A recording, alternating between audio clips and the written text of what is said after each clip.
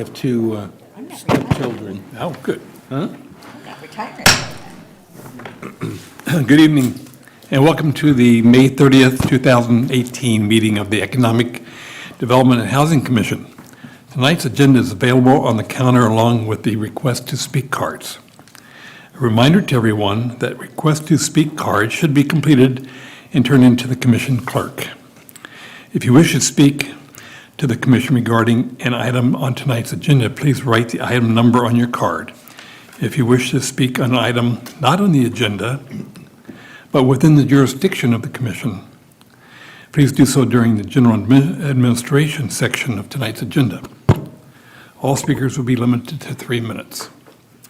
Please note that this meeting is being recorded and televised. So all speakers, in order to be recognized, must be called on by the chair, that's me, and come forward to the microphone. Speaking in public may cause some individuals to be uncomfortable, so everyone is asked to be professional and respectful at all times. I think we need a pledge of allegiance. Okay. Vice Chair, would you like to lead us?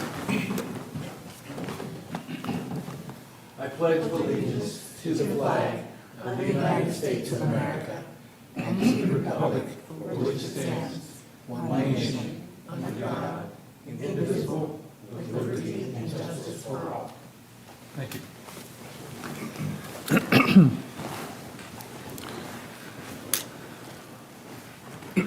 Okay, we have, do we have any, want to address the commission on general administration items?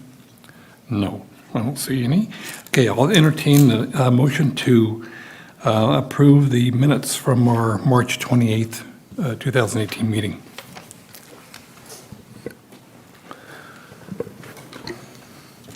I would go ahead and motion that we approve the minutes for the meeting. Okay. Commissioner Escobar? Second. Do I have a second? Second? Second. Thank you. Okay, we have a motion and a second. Any discussion? All those in favor of the adoption of the meeting minutes from March 28th, 2018, say aye. Aye. Those opposed? Okay, minutes are adopted. So we move on to item 3 of our agenda, and that's consideration of the contract with West Sacramento Chamber of Commerce for services related to economic development. Thank you, Mr. Chair. Good evening, members of the commission. It's great to see a full commission tonight. So I'll be giving a brief report on this item. So I think you all know that the city has historically had a contract with the Chamber of Commerce in West Sacramento. Chamber is much older than the city. It's been representing businesses. Denise can fill in the date, but for a long time. And the Chamber's contract with the city has focused on maintaining a positive business climate in the city. For the past several years, and starting in 2014, we executed a 2-year deal with a subsequent 2-year extension. That contract was different than previous contracts in that it really focused the Chamber's work on business retention, in addition to the historic role of producing events on behalf of both the Chamber and the city, and also conducting advocacy in terms of legislation and reviewing the city's regulatory issues as they arise. So I want to just briefly touch on the changes with this contract. So again, we're looking at a similar contract structure as the one that we are just finishing up right now.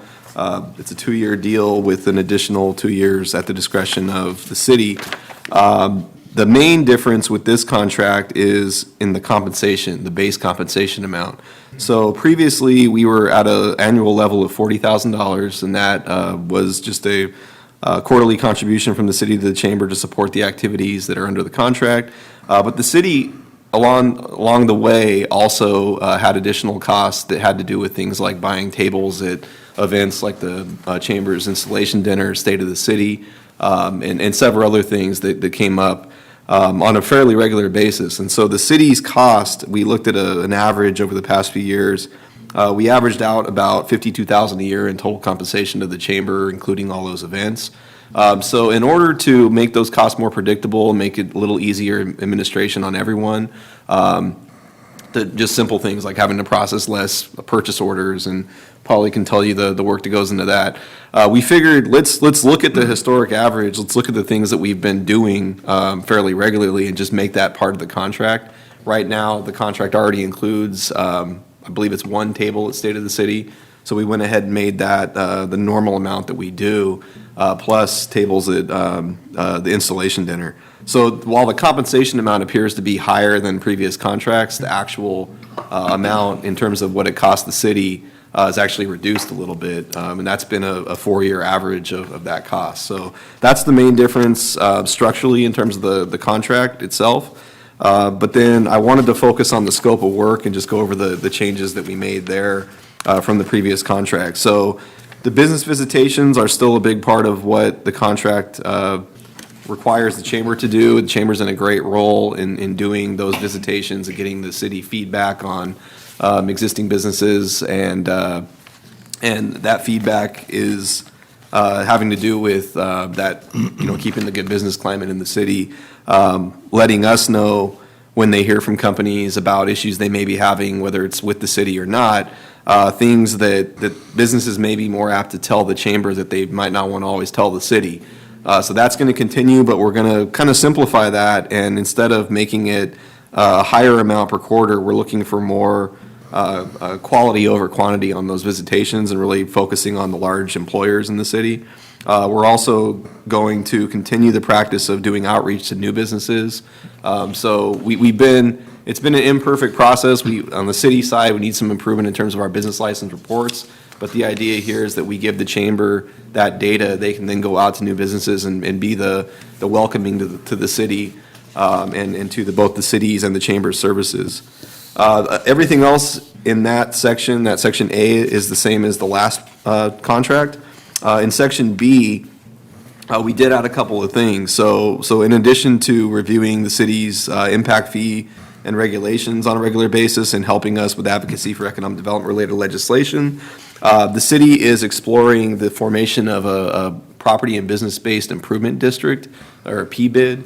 And in doing that work, we're hoping for the chamber to play an active role in helping us get outreach done with local businesses, and potentially looking at a situation where the chamber actually takes over administration of the PBID if we are successful in forming it. That's a fairly common thing throughout California, and it's something we think is worth pursuing, as the chamber's already kind of set up to be in a good spot there. For events, the only difference with this contract, and it's a fairly significant one, we had the farmer's market previously. It's been a while since we had the regular market. We ceased doing it on West Capitol.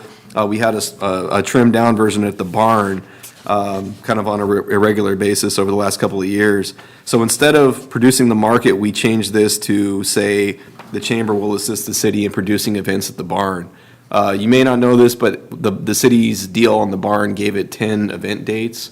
Obviously, we haven't used those. The barn's been under construction, but once it's fully operational, we could foresee a situation where we do some kind of maker's fair or something that looks like a farmer's market but isn't a regular market, and the chamber would have a role in helping to produce that. And then lastly, we did change some of the reporting requirements to make it, again, more realistic and easier on everyone. So instead of these formal reports that we were getting previously, we wanted to make sure that we had the check-ins with the commission and the council in the order that made sense. So now there's an annual report that has to get to staff by the end of August that would capture all of the chamber's activities under the prior year. And then we would follow that up with a report to this commission and then a final report to council by October of that year. So there's a schedule of performance. You may wonder, well, why is the contract, it's like a 27-month contract? Well, it's because of that reporting. The reporting extends out to October, so we wanted to account for the full schedule there. So that's the summary of the new contract. I'm happy to take any questions, and I did want to invite Denise Domke, our CEO of the chamber, to come to the podium and give any remarks or answer any questions. Thank you.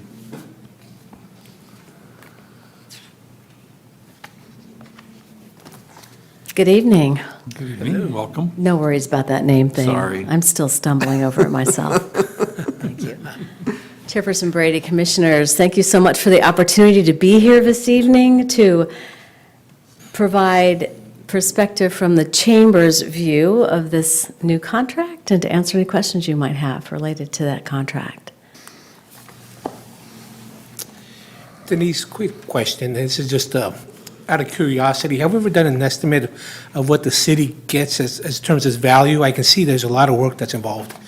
But have we ever, for $50,000 a year, there's an estimated value of $100,000? Just out of my curiosity. But I do see that there's a lot of work that's involved here.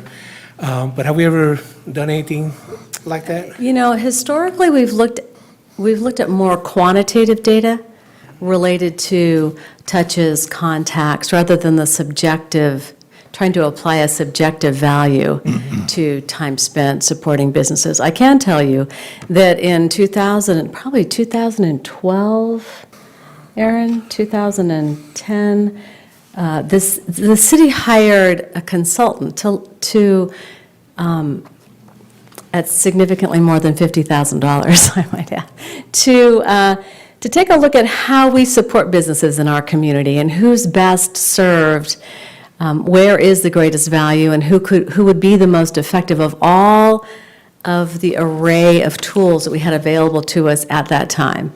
And at the end of that report, it was determined that the economic development staff with the city and the city manager's office and the support through the jurisdiction are definitely the most effective at bringing in new business, bringing in the big fish, going out and having the conversation with national, international companies, and that has proven to be very true. And then, which was somewhat of a surprise, the consultant recommended and confirmed that the most effective tool available to our city for business retention and for outreach into existing businesses, and once the businesses are becoming established in our community, was a Chamber of Commerce. And they recommended that the Chamber take that role. So this contract from 2014 really took it in that direction. And city resources were shifted slightly I see. to allow for that to happen, and it's been a very successful process. So quantitative numbers, who we've seen, who we've talked to, who we then help find solutions with city staff for the local business. Those we have numbers for, and Aaron has those numbers. We would report those. Yeah, and I would answer also that business retention has always been a deficiency, frankly, for city staff. It's something that we don't have a lot of resources, given the scope of work our department has to focus on. Right. And so the way we view the chamber contract, it's a fairly inexpensive way of really covering in a strong way the business retention aspect of economic development. And that's why, we're still kind of working out the best way to deliver that, but that's really what the contract is focused on, is having the city fulfill that business retention role in a way that doesn't require a city staff person to spend a lot of time on. Right. So, yeah. Great. Thank you. That answers my question. I wanted to use the American Express tagline, priceless, but I thought it would be a little flip. Yeah. Thank you. You're welcome. Ms. Domke, I have a question. Could you tell the commission a little bit about the current board and some of the activities that's going on, that's kind of seeing some new direction, and, for example, inviting key business leaders to participate in the board meetings? We, sure, I'm happy to. The Chamber of Commerce is a 501c6 membership-based organization. And one of the really outstanding developments over the course of the last decade is that in classic to the anomaly that is our community, is that in a community of 50,000 people that grows anywhere to 60, 65,000 people, with the workforce that comes into work here and then leaves on a daily basis.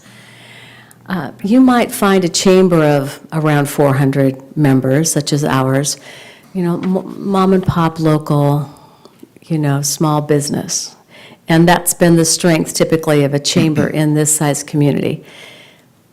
The classic anomaly that is West Sacramento is that 30% of our membership are not physically located in West Sacramento, but they want to be engaged in what's happening here. We're the cool kids right now. And economic development is growing more and more in stature in the community. Many chambers are the kiss the baby, have the parade, have the spaghetti feed, throw a great party, stumble home at night kind of chamber. We've always been much more focused on economic development and advocacy for businesses, not only in the city of West Sacramento, but in the region, at the state, and at the federal level. And no small part of that is due to the makeup of our board of directors. So whereas perhaps 15, 20 years ago, you might have seen a board of directors that was heavily weighted all developers or all banks or all whoever is at the top of the pile, we have we have small business, we have large business, we have major employers, we have manufacturing, fuel cell. We have a broad IKEA, and the guy who owns his heating and air conditioning business. And in that, it's made us really effective, and they are the leaders of their businesses. So this Chamber of Commerce runs like a business, not like a social club. We have a program of work. We follow that program of work. This year has led us to focus to be transparent with our members and to engage them in the process. So Chairperson Brady was talking about a policy that we have that we invite to our board meetings, our monthly board meetings. We invite every business that joined the chamber 6 months previous. And they can come and they can meet folks and they can talk about, and that helps them feel like part of the business community. It also helps weave them into the fabric of the city of West Sacramento. And it's created the kind of environment that's the envy, right, with the work you're doing here. I mean, this is a commission that should be pretty busy because we're growing like crazy and a lot's happening. So thank you for your service, and that would be the explanation. Is that what you were talking about, Yes, Michael? Okay. Thank you. You're welcome. Commissioners, anyone else have a question? Commissioner? Yes, under the barn event productions, the chamber will assist. Can you define that assistance? Certainly, Or just give me a broad I'd be happy to. perspective on that? So as I understand the structure of the barn, Drake's, of course, is building the infrastructure that is very much needed to do anything at the barn. Bathrooms, really a nice amendment. So they're doing all the work, building the restaurant, and I don't know what their agreement is with Fulcrum Properties, but it would be my assumption that they'd have some kind of proprietary who brings alcohol, who uses the barn. But having said that, the city has 10 days a year for their use at the barn, and the chamber has done everything from throw the parade to the neighbors fair to supporting new efforts for a citywide picnic. That was brilliant. Thank you so much, Commissioner. And we look forward to working with you next year on that, just offside. So at least once a year, as soon as we all get the blessing that the barn is available and we've had legitimate, we would never want to impede Drake's business plan for that space. But when it's ready, our commitment is at least once a year, we're happy to produce an event at the barn, produce a community event at the barn. It would probably involve business in some way, but not necessarily. We do still have great relationships with farmers and great relationships with craft people, and we can You can make it look however the really clever minds that sit on this board of directors, and we agree with the city, make it look. Did that answer? So we're not producing all the events that the city has Right. available to them annually. My guess is, and this is just my opinion, that there will be other community organizations that will take advantage of that. The city may do something itself, but maybe it's an economic development event. It's hard to know at this point. Okay.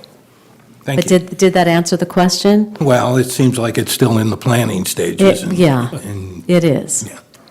Okay. No, I'm just concerned. I think it's a great venue. And your comment about the infrastructure, well needed.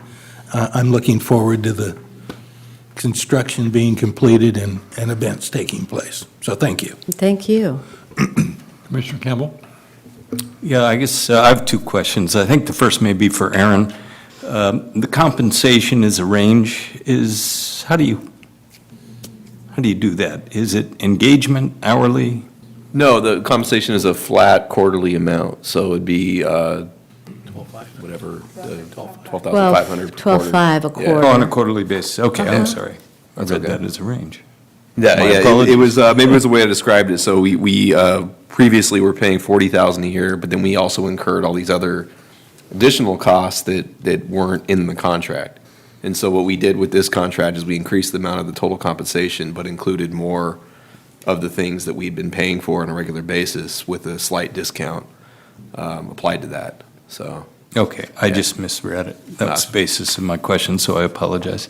Second question, get to the scope of services. The one thing I imagine is a part of your function and an important one, given the city's economic development department and their fantastic work, but with regard to business retention, how do you advocate, or do you advocate on behalf of individual businesses or the business community, and how do you solicit that sort of input, what may be needed? That is our primary role, is to advocate for business, not just the businesses that are members of the chamber, but for all business.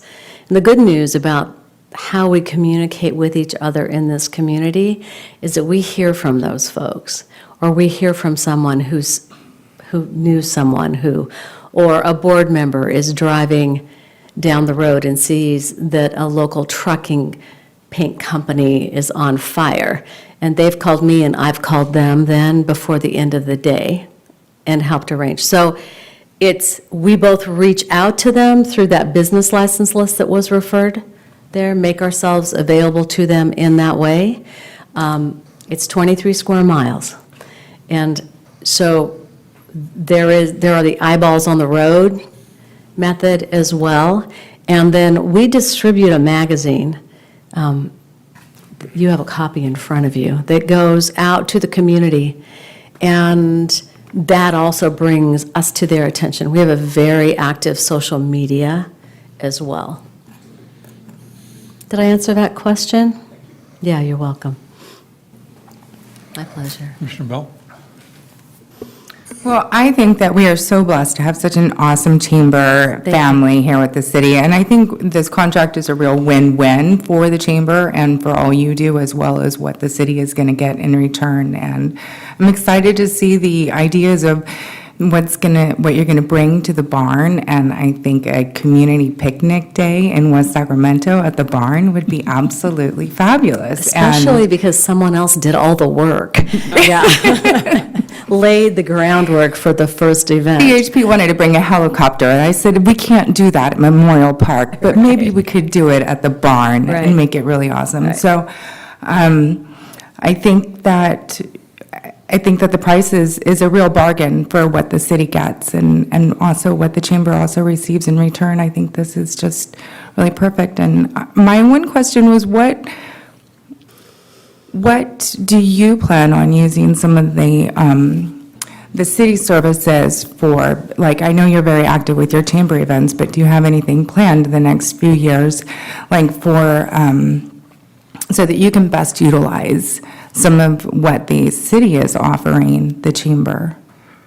Can you clarify that for me? For instance, so you get to use tables and chairs, you get to use the Galleria, you get to use parks and things like that. How do you plan on using that? In years past, because it's a 2-year contract, and we try not to be, while we plan 3 to 5 years in advance, we try to be flexible as opportunities move through the city as well. I can tell you that in years past, we use the Galleria for our installation, and which also, because of the regional nature of our chamber, highlights the city as well. We take advantage of the community center. We continue to produce a Santa breakfast, a no-drama Santa breakfast, and so we use the community center for that. That's typically how we're currently using it.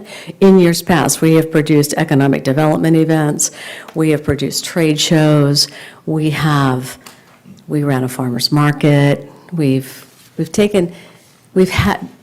of that clause in the contract, it makes opportunity and great ideas that much easier to deliver and produce. Good to know. Thank you. You're welcome. Thank you. Commissioner Escobar? You have- No, I know with some proposed changes to Prop 13 and commercial property, you're going to have a very difficult time. A lot of chambers of commerce are in California. You hear small business owners talk about it's a very difficult place to do business. So I commend your work in continuing to engage and keep business here because it is tough. Thank you. We have very high taxes here, and so I'm not saying West Sacramento, I'm saying in general. So with a potential change to Prop 13 and commercial property, it's going to be a very interesting time for chambers of commerce statewide. I think, yes, and I would say that the advantage to the business community and to businesses that are interested in our community coming to West Sacramento is and many of you have heard me say this in public events, we have a very collaborative nature here. It is you've had the opportunity to work with the economic development staff, and our electeds are, to a person, visionary in how they look at opportunities for the community. And that collaboration creates an environment of, rather than, no, I'm sorry, we don't do that. No, I'm sorry, we don't. Yeah, we don't. Yeah, we don't. It's okay. Tell me more about that. Well, how would we make that work? So it's much more, how do we do this, than, no, I'm sorry, we don't ever do that. We don't baseball field in the middle of a rice processing plant. It's never going to happen. That's not our attitude. It's never been. Not in the 30-plus years of this city. Thank you for your Thank you. comments and your presentation. Thank you for your support. I look forward to seeing you next year. Very good, Or at an event at the barn. Fingers crossed. for sure. Well, I'll bring it back to the commission. We would like to entertain a recommendation to the city council to adopt this contract with the West Sacramento Chamber of Commerce. Do I have a motion? I'll make a motion that this be recommended to the city council as presented. Okay, is there a second? I'll second. Okay, Commissioner Price and Commissioner Campbell, second. Discussion? None. Okay, so we have a motion on the floor to recommend approval to City Council for adoption of the contract with the West Sacramento Chamber of Commerce. All those in favor? Aye? Aye. Opposed? Hearing none? Chairman Brady, I have to abstain. Okay, we'll let you abstain. Thank you. Okay. Should I abstain? Yes. Okay, I'm abstaining too. Okay, so now there's 2 down and 5 left, so I think we have unanimous vote no matter what. Okay, thank you. So Commissioner White and I did abstain. Got that. even though I did say something out of line. Okay, thank you for that reminder. Okay, so we are now going to item 4 of the agenda, which is a public hearing to consider the draft 2018-2019 Annual Action Plan for the Community Development Block Grant Program, and that's now open to the public. The purpose of this hearing is for the commission to hear and consider the pertinent facts and take action related to the draft 2018-2019 Annual Action Plan. All persons wishing to be heard should have filled out a comment card and given it to the commission secretary. If you have not done so, please do so now. Everyone will be given an opportunity to be heard, and any individual making comments shall first give their name. Please speak slowly and clearly. This is required because an official recorded transcript of the hearing is being made. If anyone requires special accommodation in order to speak, please let the secretary know and she will make arrangements. Each person will be given an opportunity to address the commission for 3 minutes. I have, Mr. Laurel, would you like to open the public hearing with introduction? Oh, sure. I think you all remember Amber Whitaker. She's a community investment specialist on our staff and is the administrator of our annual CDBG entitlement program. Maybe some of you weren't at the last meeting, but Amber did an initial workshop, and this is just part of the process for the annual action plan. So turn it over to Amber. Thank you, Aaron. So, good evening. I'm here tonight to ask that the Commission recommend to the City Council the adoption of the 2018-2019 Annual Action Plan. So, for the 2018-2019 funding year, the City received approximately $446,000 in entitlement funding. With prior year resources and program income, we have about $735,000 available for funding projects. So the 2018-2019 Annual Action Plan, it's for the 3rd year within the 5-year consolidated plan. So it outlines the activities to be completed within that 3rd year of the 5-year consolidated plan. So the draft Annual Action Plan before you includes staff's recommendation for the projects to allocate funding to. Those projects include the development of up to 85 units of affordable permanent supportive housing. It includes fair housing services and general admin and planning for the grant administration. So I'd also like to mention, we do receive public comments and we do receive public input. We received a proposal from Shores of Hope. I believe a staff member is here tonight to speak.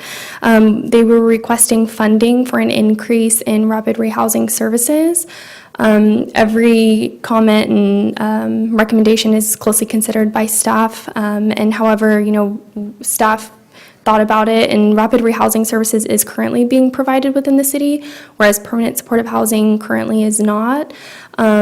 And with affordable housing projects, as I'm sure all of you know, they do have a large financing gap, and so it's essential that we try to dedicate and allocate as much funding to large projects like this that can leverage the additional funding needed to fund those gaps to make the project move forward. So that's kind of the reasoning for why we chose these projects and why we're wanting to allocate the amounts to the projects we chose. So again, we're here to ask that you recommend staff's recommendations within the draft Annual Action Plan to the Council for adoption of the Annual Action Plan. But I'm free to answer any questions you may have after the public hearing, and yeah, thank you. Okay, thank you, Ms. Whitaker. At this time, the floor is open for comments from public regarding a draft 2018-2019 Annual Action Plan for the CDBG program. And I do have request to speak cards. I'll take Michael Tovar first with Shore of Hope.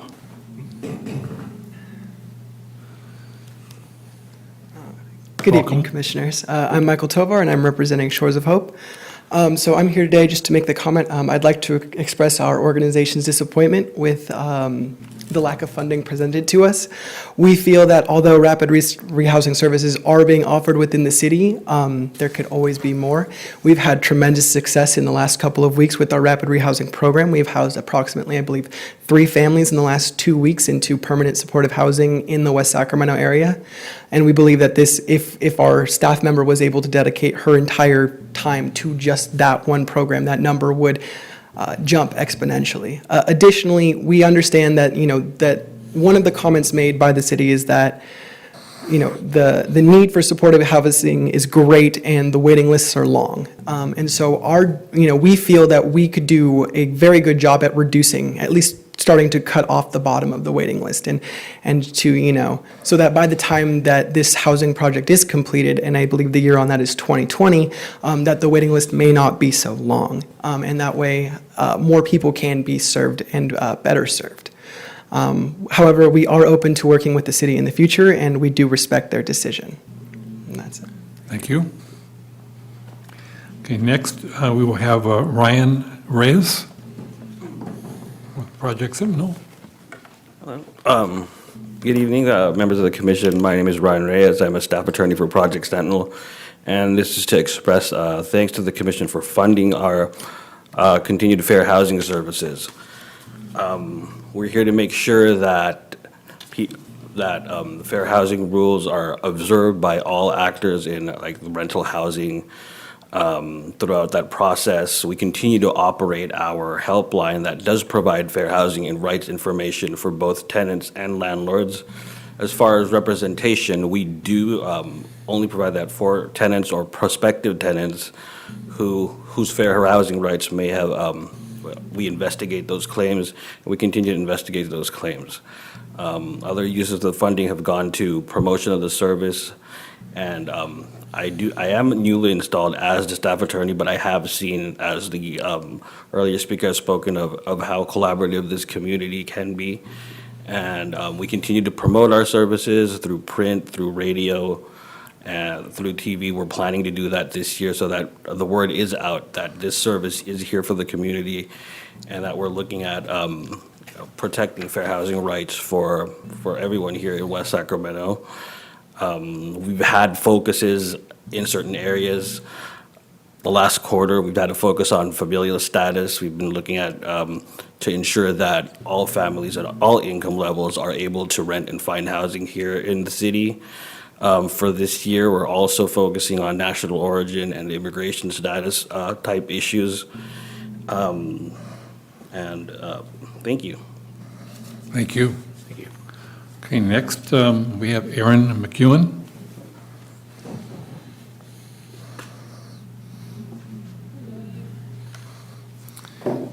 Welcome. Hi, thank you. Okay, so my name is Erin McEwen, and I live in West Sacramento. I have worked for the Yolo County Children's Alliance for the last 3 years now as a case manager, but right now I'm just representing myself.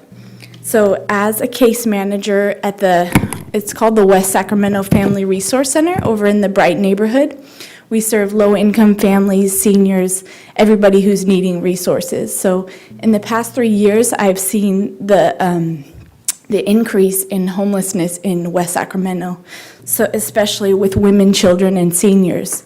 Like right now, I have a pregnant teenager who has nowhere to go. She's like in between foster care and parental advisory stuff. So me as a community member, I think West Sacramento could do a lot better in terms of having affordable housing for teenagers like this and for single mothers escaping domestic violence. That's a big reason a lot of mothers are homeless right now, is domestic violence and not being able to afford a $1,200 two-bedroom apartment. That's really hard to afford on $11 an hour, 40 hours a week. So I'm here to ask that there's amazing work happening in West Sacramento with CalWorks Housing, the streets team that is in the CDBG plans. That's going to be amazing. Mark Sawyer with the City of West Sacramento is doing amazing things. But we have nowhere to place these people. And yes, in 5 years, we're going to have that great 80 apartment building with permanent supportive housing. But I'm asking in the meantime, if we could create some type of, so my request is that to put into the CDBG action plan a format where the city could allow a small plot of land to have the community construct 3 tiny homes. So these 3 tiny homes would cost about $200,000 to build, but that would be on the community to fund that construction cost. All I'm asking is that there be some type of way where the city could allow the construction of those 3 tiny homes to house those 2 families and a support worker who would clean the facilities and care for the children.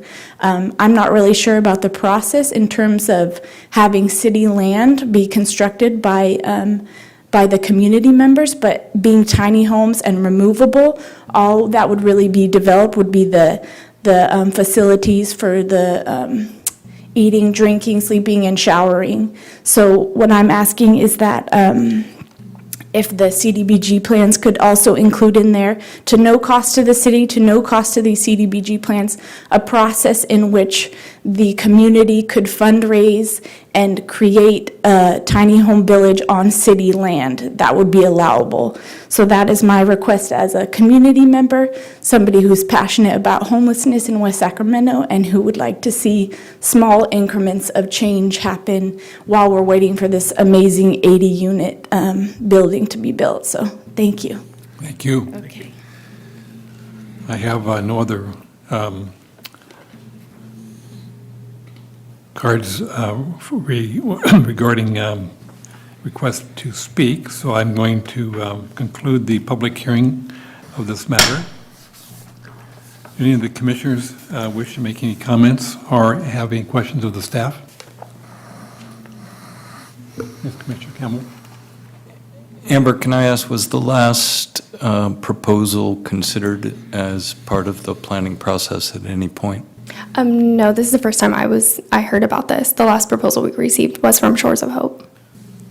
If I could add to that, though, just to respond to that comment, the city does have, we have our zoning ordinance that allows things like that last speaker discussed. And it's just a matter of finding an appropriately zoned land. If funding is not an issue, then there is a channel for that, and it doesn't necessarily need to be addressed through the action plan. So that's something we can follow up with the speaker about that interest on after the meeting.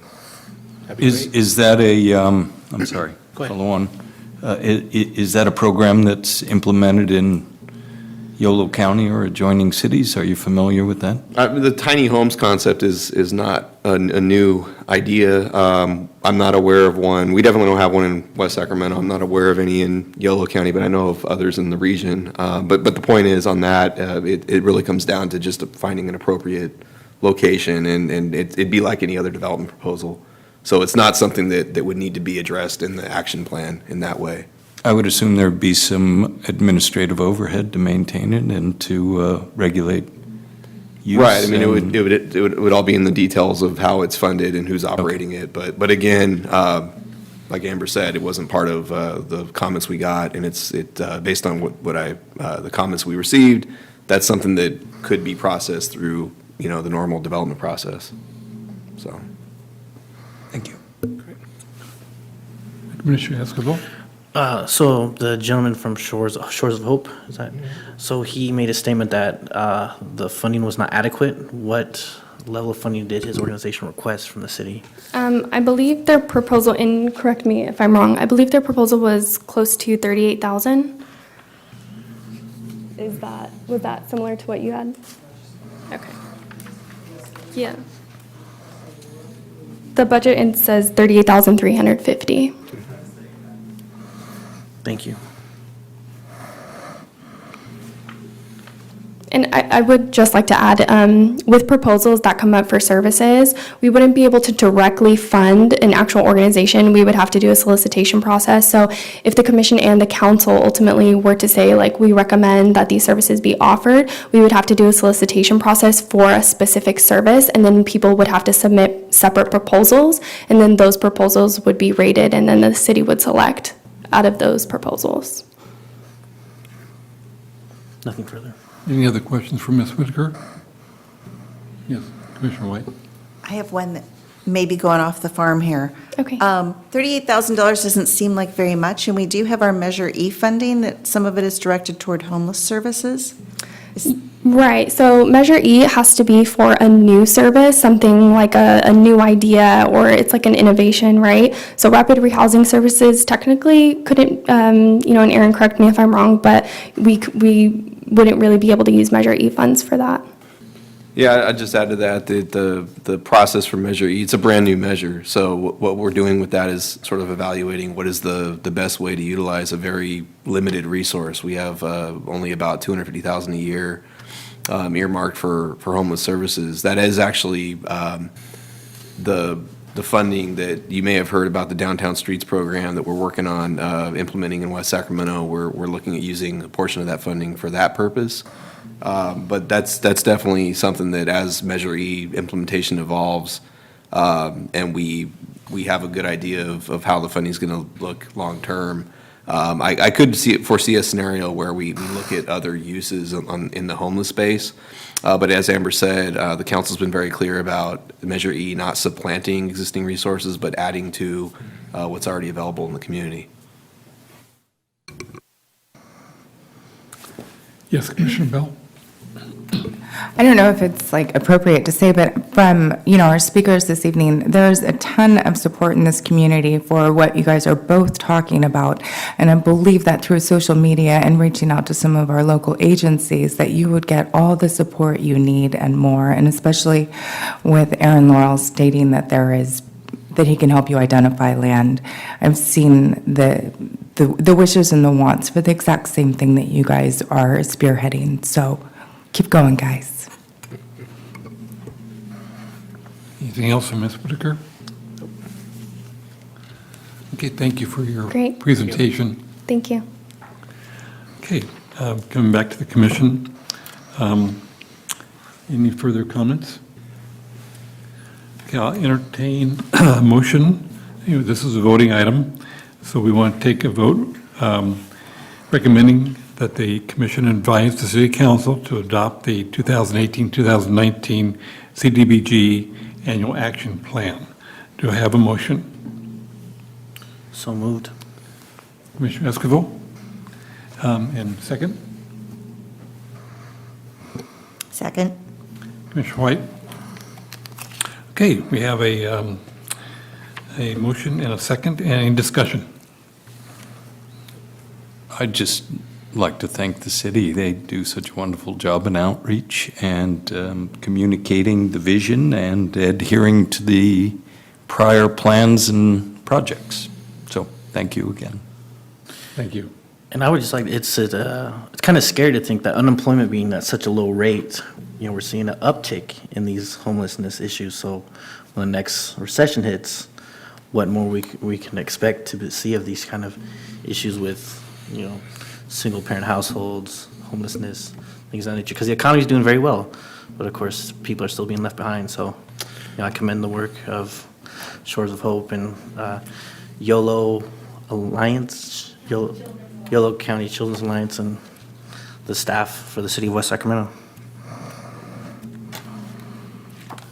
Okay, thank you. I think we'll go for a vote. Would you do roll call, please? Polly? Sure.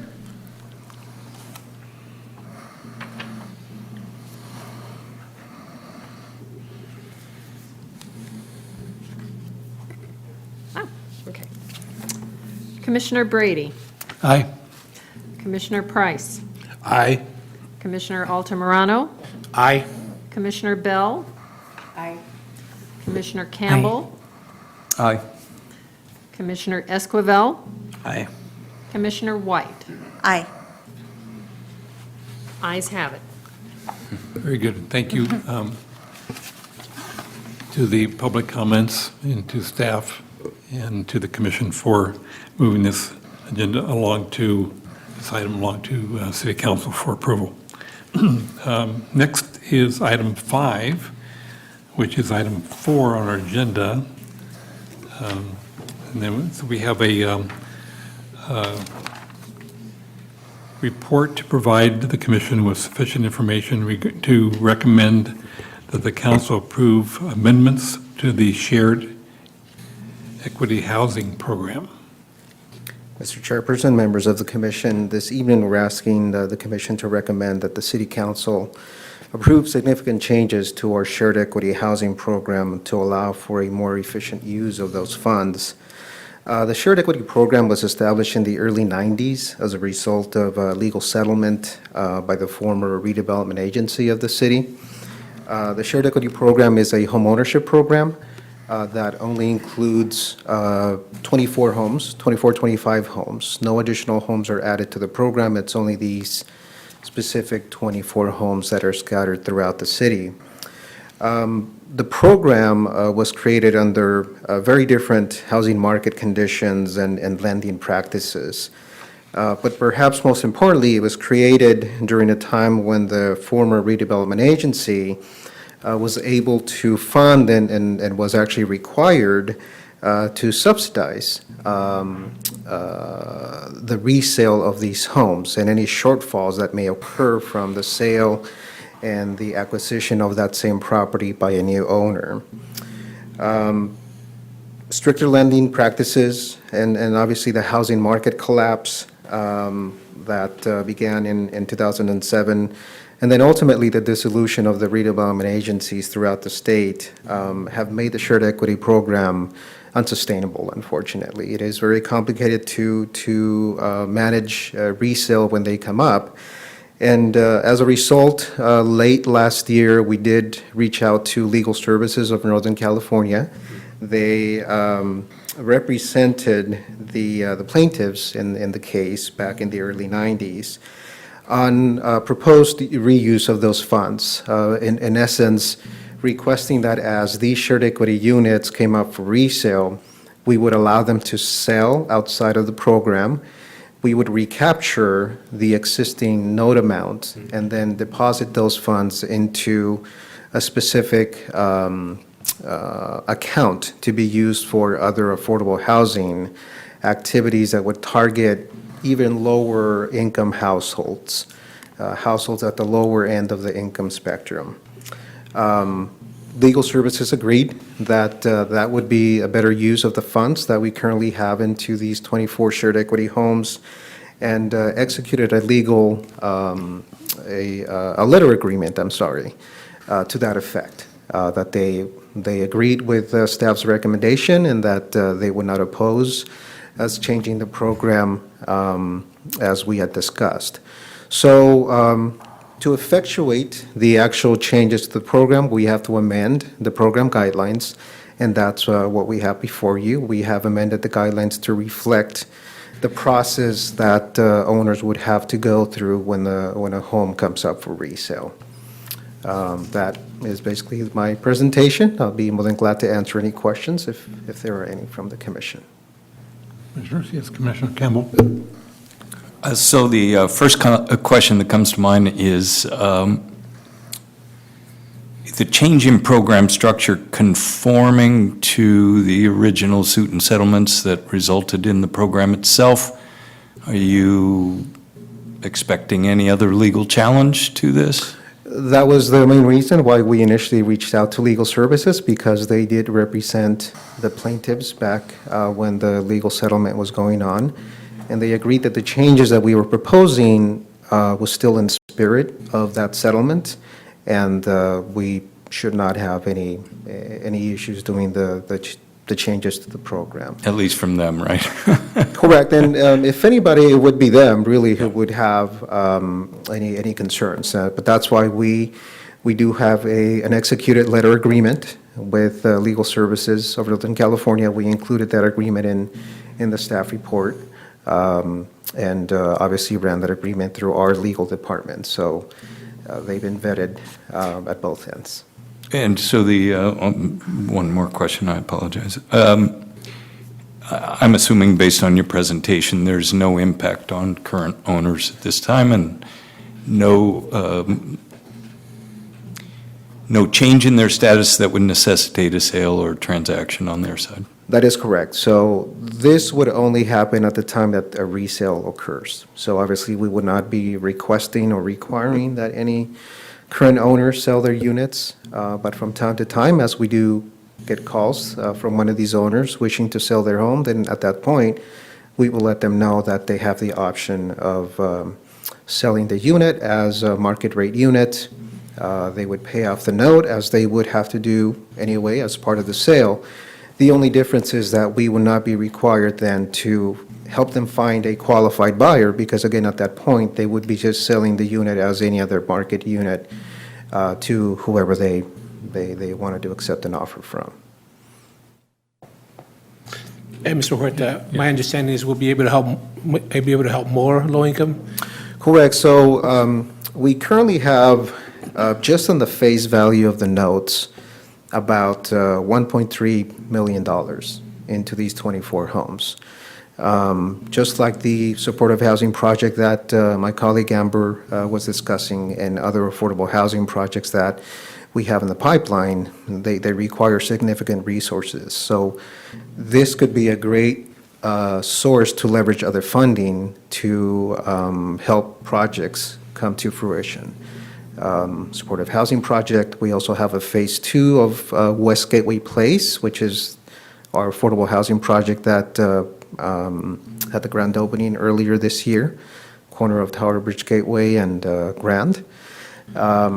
We still have a phase 2 that has to be built, and this would be a perfect source of funds to bridge the gap that we need to bridge to make that project happen.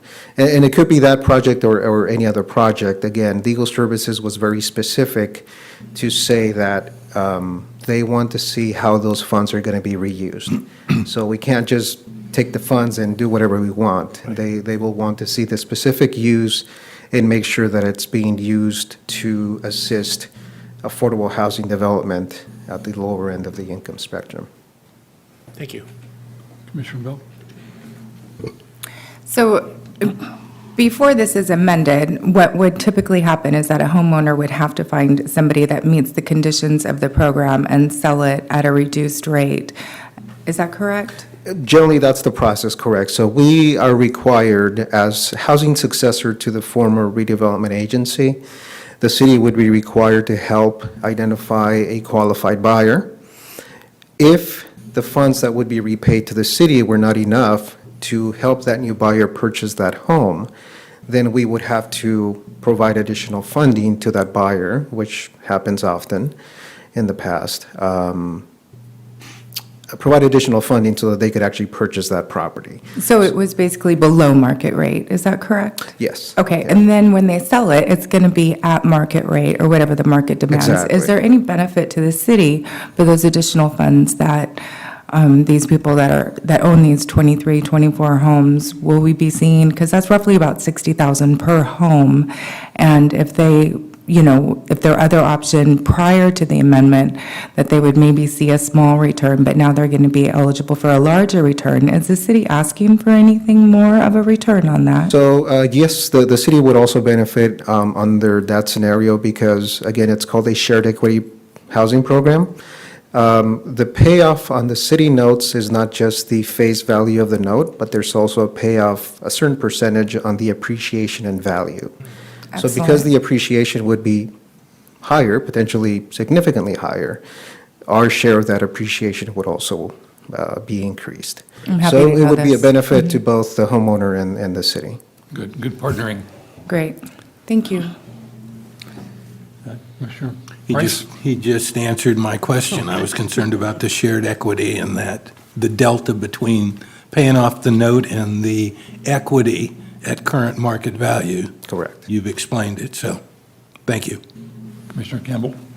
Just, you bring up one point, and I think it's hypothetical given the market conditions today, but since redevelopment fund had backstopped these and that's gone, should there be a recession, as our governor promises, what happens in the event that there is a shortfall between the note and the actual sales value? Again, we would have to find a funding mechanism to make out that shortfall.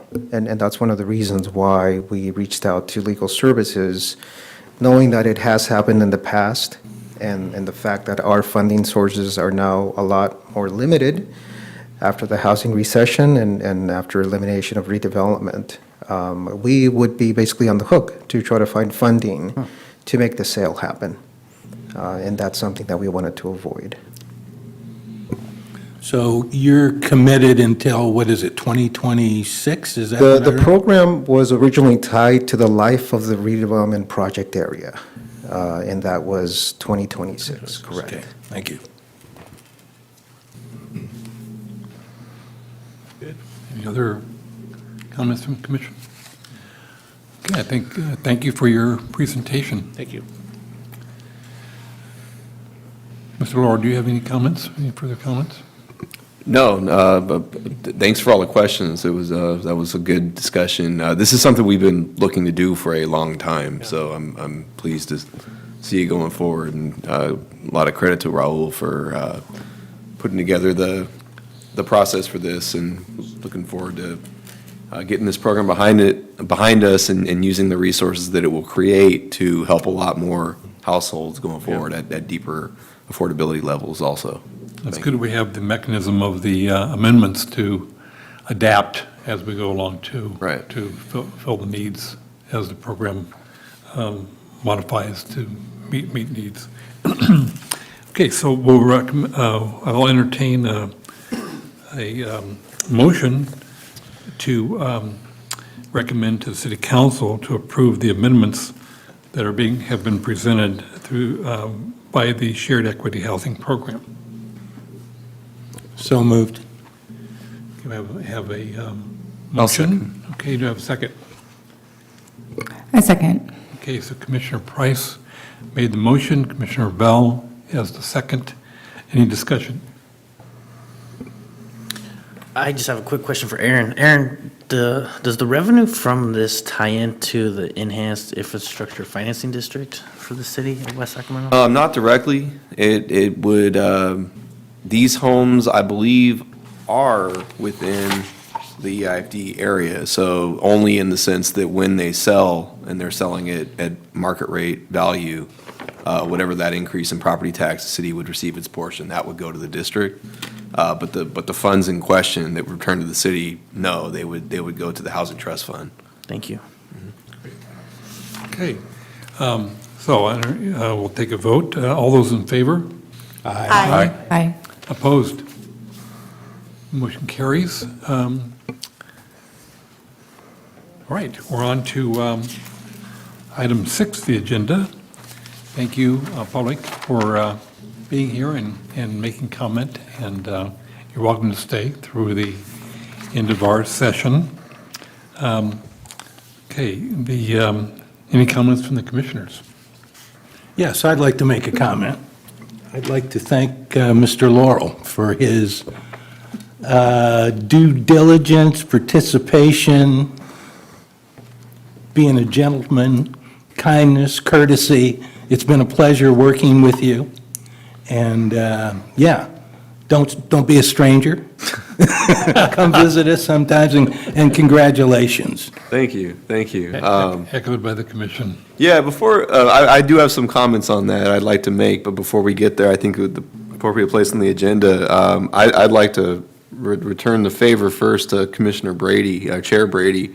I think you all know Mr. Brady's going to be moving, and What? this is your last meeting. Yes, it is. I was going to address that And myself. I want to give you the opportunity first to make any Who knew? comments. Okay, well, okay, now the cat's out of the bag. Okay, so I have put in a letter of resignation to our director, Mr. Laurel, effective June 1st, and I will be relocating to the city of Reno, Nevada. Holy moly. Not too far away, but still, you can come and visit. They have hot August nights and all kinds of things over there. But I've really enjoyed the time I've spent on this commission over somewhere between 13 and 14 years. Longest tenured member by far. So it's been fun working with staff and the chamber over the years, and it's it's kind of bittersweet, to coin a phrase, I guess, to be leaving after you put a lot of energy into a community. But I'm happy to see the community come along the way it has, and I see just wonderful things ahead for everyone here. And thank you, Mr. Brady, both your service to the city on the commission, but more so service to the community. You, as a chamber board member, most recently chamber ambassador, I know you've been involved, in the growth of the chamber, its presence in the community. But your service on the commission, I think it has been 13 years between what used to be EDAC and now this commission, correct? Right. Yeah, no, I was on the Housing Advisory Committee, or I was staff to the Housing Advisory Commission before that, but I've been with the city for 13 years, and can certainly appreciate a commissioner who's stuck with this process for that long and been a valuable member of both commissions, both the old version and the new version. So on behalf of staff, thank you very much for your service to us. So Thank you. Yeah. Well, it's been my pleasure. Okay. Staff updates. Were there any other requests or comments from Commissioner? I thought I saw a hand. Yeah, I'll go ahead and ask. It's going to be sort of anticlimactic after all that emotionality. I was just curious about the P-bid, and assuming that'll be in the core business area, do you expect any funds might be dedicated to homeless services? Actually, yes. So that'll be a topic that this commission will be seeing going forward. So a quick update on that. We'll just jump into that item. So as part of the funding strategy for the Downtown Streets program, we are going to run a parallel process to look at establishing a P-bid. The main purpose of the P-bid and the funding it will generate. And just for those of you who don't know much about P-bids, they are a special district assessment that property owners and businesses pay into for all types of services or improvements within the district. Could be for promotions or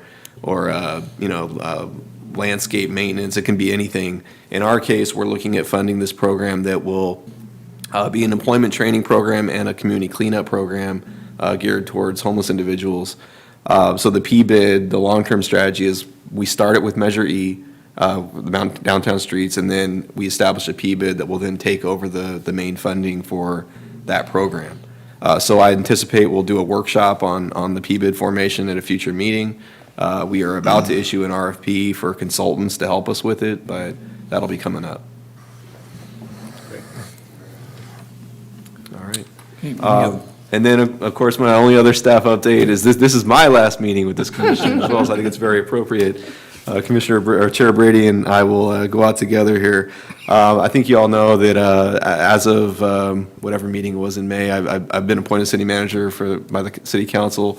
As I mentioned, I've been with the city for 13 years, and I can't be more excited to move into this role. I've been here really hoping for that opportunity to arise, and I think, as you know, I've been living in the city for quite a long time too, 11 years, fairly new compared to my neighbors, but yeah, I'm just very excited. I look at the depth of the city council, the commissioners, our staff, and really going into it very confident for the future here.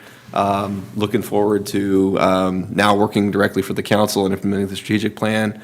But also, I do plan to check in once in a while on our commissions and make sure both that you're getting what you need, you're feeling like you're really continuing to be a part of what we're doing, but also that we're getting the feedback we need from you as well.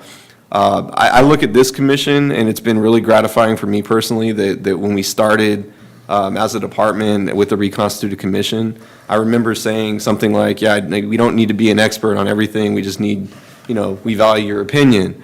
Look at some of the discussion tonight, especially on that last item, and it's really, I see the growth that each of you have, and the time you put in to this work, and I really appreciate that, and that's really what the commissions are all about. So I hope you all continue, whether it's on this commission or something else that's in your interest, and it's been great working with you all. not going very far. I'll be sitting over there for council meetings. And you know where to find me upstairs. So, but again, thank you for your service, and it's been a pleasure working with you. So. Thank you. Feelings mutual, thank you. And that's all I have for staff updates. Okay, calendar of events. Polly, when's our next meeting? Oh, I'm sorry, one other thing. Who's going to replace you? Yes. Thanks for the reminder. So we do have a procedural requirement now that we're losing our chair. We will have to have an election of the chair. So that we'll do that at the July 5th, or 25th meeting, if I could read. July 25th. And, yeah, so it's Wednesday, July 25th. It'll be our next commission meeting, and we'll take care of the election of the chair at that time, just like we've done in the past, so. Sounds good. And then if you're interested, the next council meeting is Wednesday, June 13th. So, thanks. 13th. Does the alternate move to a full-time position then?